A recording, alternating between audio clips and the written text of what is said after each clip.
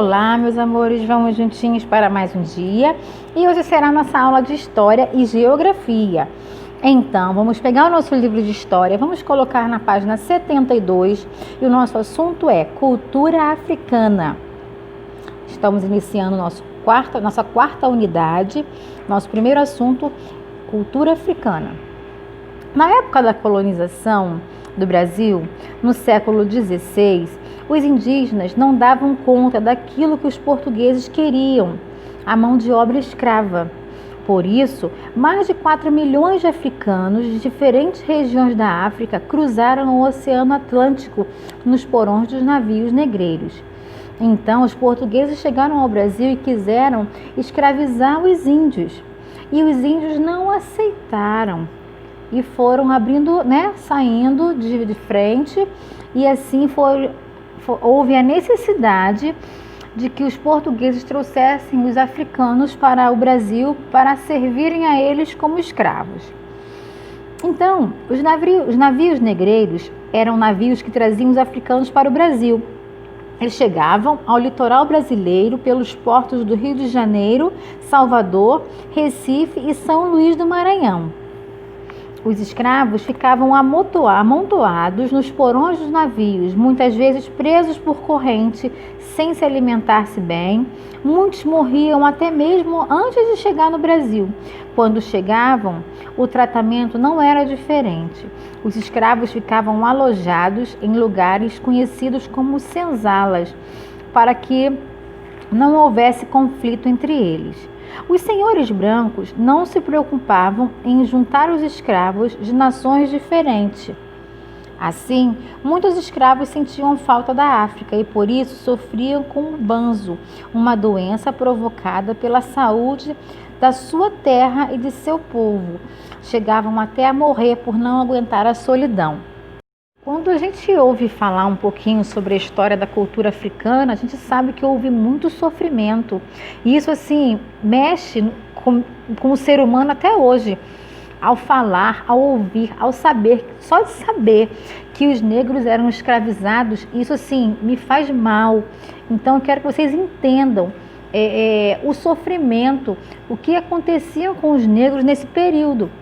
Era algo tão triste que eles sofriam até pela distância da família, distância do local, da onde eles nasceram. Eles não tiveram esse direito de crescer, de se criar no lugar onde nasceram. Embora houvesse sofrimento também, mas ali ele estava próximo de sua família, ali ele estava na sua terra natal, o lugar onde ele nasceu, ali onde estava na sua cultura, no caso era a cultura africana. E assim, só de falar desse conteúdo, nós seres humanos sentimos na pele um pouco do sofrimento da luta que eram para os negros, para os escravos nesse período, né? Eles sofriam, apanhavam e não tinha nenhuma recompensa por isso. Poderia ser o melhor que fosse no trabalho, não tinha recompensa, não tinha o seu valor. Isso é muito triste, uma parte triste da história dos brasileiros, né? Mas os portugueses que trouxeram os africanos para serem escravizados. Os africanos eram trazidos como mercadoria pelos portugueses, pois serviam como escravos que aumentavam o lucro da colônia portuguesa. Os escravos acabavam se tornando peça fundamental na qual os portugueses e os comerciantes brasileiros estavam envolvidos, já que os serviços prestados por ele eram do interesse de todos. Hoje, a cultura brasileira tem muita herança africana. Observe, então, conforme os negros vieram para o Brasil, eles trouxeram consigo um pouco da sua cultura, que foi integrada na cultura hoje brasileira. Então, nós tínhamos um pouco da cultura portuguesa, nós temos um pouco da cultura indígena e também a contribuição da cultura africana. Muitas palavras que fazemos, muitas comidas, que comemos hoje em dia, foram trazidas pelos africanos. Às vezes nós nem sabemos disso.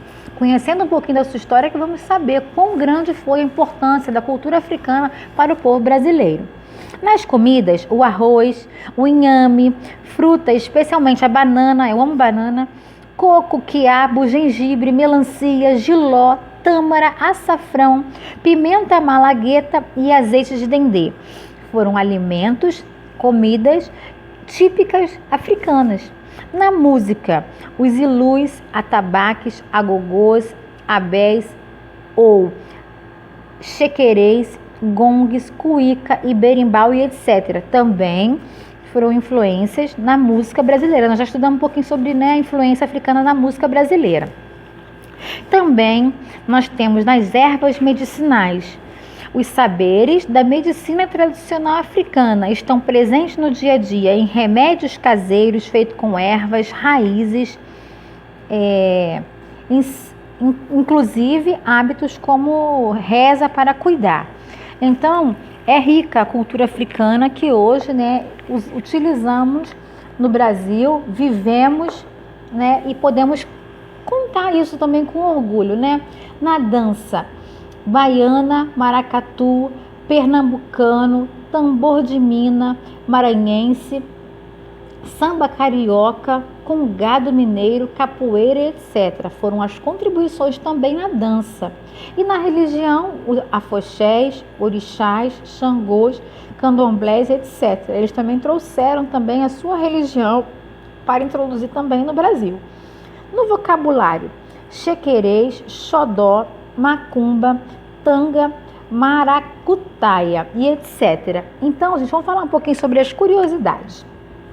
Compreender as formas de resistência na luta dos africanos e afrodescendentes é fundamental para entendermos quem somos. Quem são os brasileiros? Pois 55% do povo se denomina negros ou pardos, mestiço do negro com branco, ou negro e índio, ou branco com índio. Sabemos que quão grande, né, foi a participação dos africanos no Brasil, que reflete na nossa vida cotidiana, até, né, no caso até hoje. Às vezes dizemos que somos de pele clara, mas o nosso sangue corre a mestiçagem, né, das raças. Então não podemos classificar pessoas pela cor, né, e sim pelo coração. Então, quando falamos um pouquinho sobre os negros, a cultura africana, lembramos também quem foi Zumbi dos Palmares. Vamos saber, vamos conhecer um pouquinho qual foi a influência, qual foi a participação deste grande homem para a cultura brasileira também. O herói dos escravos é lembrado no Dia da Consciência Negra, um homem que virou herói nacional por causa da sua luta a favor da igualdade. Esse foi Zumbi dos Palmares, ele lutava pela igualdade, um escravo que defendeu até a morte o direito dos negros no Brasil colonial. Comemoramos no dia 20 de novembro o Dia Nacional da Consciência Negra. A data foi criada para fim de homenagear o grande guerreiro. Zumbi nasceu nos estados de Alagoas no ano de 1655. Dedicou a maior parte da sua vida numa causa nobre, livrar os negros da escravidão. Pensando nisso, ele criou o famoso Quilombo dos Palmares, localizado em Alagoas. Esse quilombo era um local onde os negros que fugiam de seus donos iam buscar abrigo e viver de forma digna, produzindo tudo do que precisavam. Na época, Zumbi chegou a liderar uma população composta por 30 mil habitantes. Ele era conhecido por sua coragem e bravura. Sempre estava pronto para lutar contra os invasores que decidiram invadir o quilombo. Porém, depois de um ataque liderado pelo bandeirante Domingos Jorge Velho, foi capturado e condenado à morte no dia 20 de novembro de 1695. Atualmente, Zumbi dos Palmares é lembrado como um dos grandes líderes da nossa história. Zumbi guerreou, Zumbi defendeu todos os negros na qual sofriam. Ele queria acabar com essa desigualdade. Por que sofrer tanto? Por cor da pele? Então ele decidiu fazer um quilombo, um lugar onde os negros fugiam dos seus donos e ali eles encontravam um abrigo, porque os negros não tinham nem uma casa para que pudessem morar. Então eles viviam direto nos casarões, nas casas dos portugueses, nas senzalas. Então, quando eles fugiam dali, eles não tinham para onde ir, não tinham uma casa. Então, Zumbi dos Palmares montou um quilombo, que era o lugar onde tinha abrigo para os negros que fugiam dos seus donos, que não queriam mais ser escravos. Embora eles sabiam da consequência, sofriam mais quando eram encontrados. Mas Zumbi não olhou para trás, quis guerrear nessa causa, montou o quilombo, lutou pelos negros, né? Até o ponto da princesa Isabel também se consolidar com a situação e assinar a Lei Áurea. Então, mas assim, nunca vamos esquecer da luta que Zumbi passou, porque antes de tudo isso ele começou de frente nessa guerra da desigualdade sobre as raças.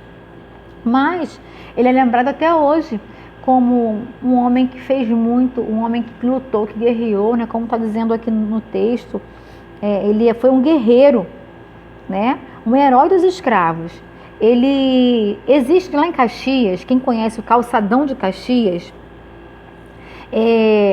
aonde tem a loja Americanas, quando vai em direção à loja Líder, da Americana para Líder, naquela parte na Nilo Peçanha, ali existe uma imagem, uma estátua, né, do guerreiro Zumbi dos Palmares, para fazer lembrar de toda essa luta que ele teve, para não passar em vão, né, toda a luta que os escravos tiveram com relação à libertação. Então existe um memorial dele lá em Caxias, no meio do calçadão. Ele está, né, com acho que uma lança na mão, levantando uma lança, ele está lá, uma imagem para lembrar sempre da luta dos escravos com relação, né, a essa vida que eles levavam. Então, vocês vão estar respondendo a página 47 e a página 48, tá ok? E depois vamos para a próxima matéria.